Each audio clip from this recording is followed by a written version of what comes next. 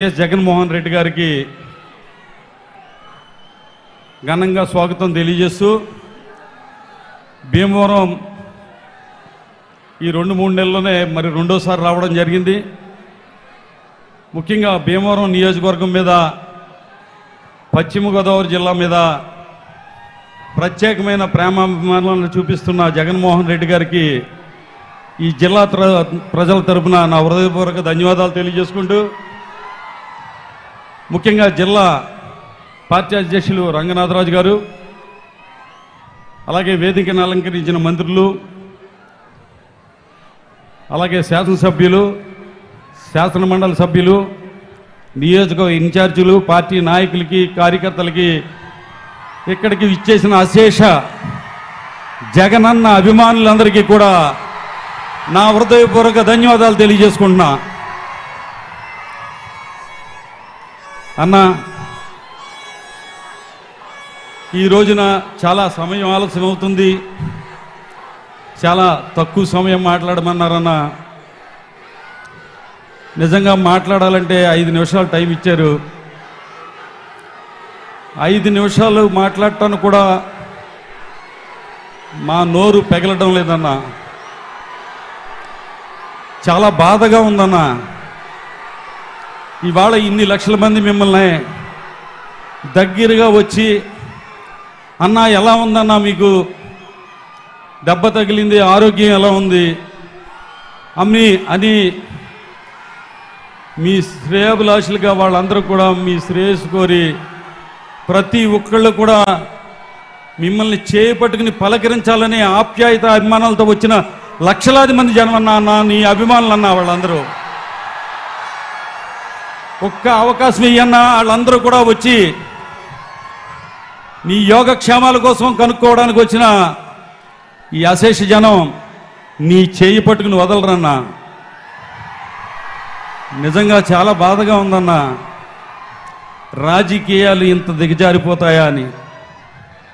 అన్నా, రాయితో దాడి చేసి నీకు గాయమైతే రాష్ట్రంలో ప్రజానీకం అంతా కూడా నీ మీదే ఆశలు పెట్టుకున్న బడుగు బలహీన వర్గాల వారు, అక్క చెల్లెమ్మలు, రైతన్నలు, భావి భారత పౌరులు, అనేక మంది పేదరికంలో ఉన్న ప్రతి ఒక్కరూ కూడా నీ మీదే ఆశలు పెట్టుకున్నవారు. అరే, నీ కంటికి తగిలుంటే కన్ను పోను కదా, అరే కొద్దిగా నవరగంత మీద తగిలుంటే ఇంకా పెద్ద ప్రమాదం జరుగును కదా అని ఎంతోమంది ఆవేదనతో, ఆ భగవంతుడి దయ వల్ల మా జగనన్నకి ఏమీ జరగలేదు అని సంతోషిస్తుంటే, దుర్మార్గులు, దుష్టులు, అన్నా మానవత్వం లేని మృగాలు చంద్రబాబు నాయుడు, పవన్ కళ్యాణ్ గారు మాట్లాడుతున్న మాటలు చూస్తుంటే మా గుండెలు తరుక్కుపోతున్నాయన్నా. నిజంగా దారుణం అన్నా. వాళ్ళకి మంచి బుద్ధి పుట్టించమని ఆ భగవంతుడిని కోరుకుంటున్నానన్నా. ఇన్ని లక్షల మంది సాక్షిగా మంచి మనసు అన్నదే లేదన్న వాళ్ళకి.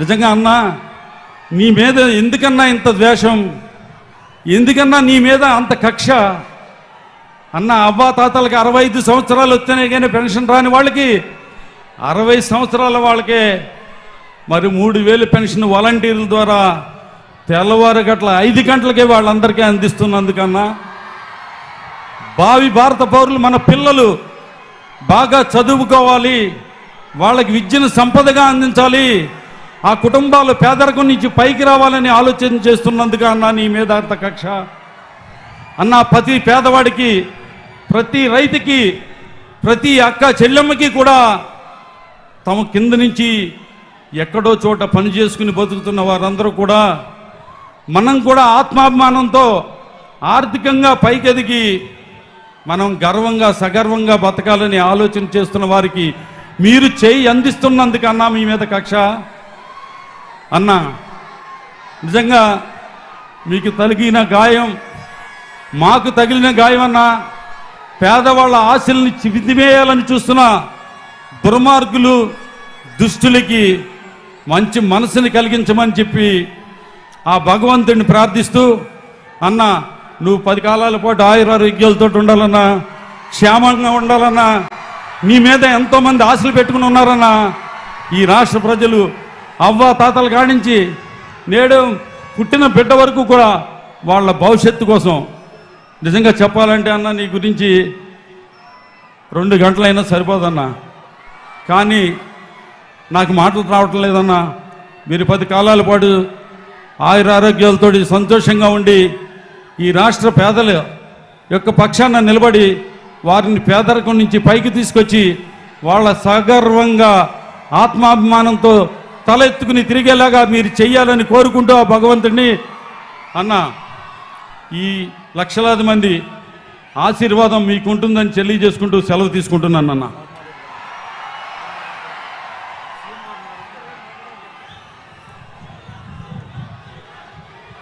వైఎస్ఆర్ కుటుంబ సభ్యులకి అలాగే జగనన్న అభిమానులందరికీ కూడా మరి మీరు ఎప్పటి నుంచో ఎదురు చూస్తున్నారు, మన అన్న ఎప్పుడు మాట్లాడతారా అని.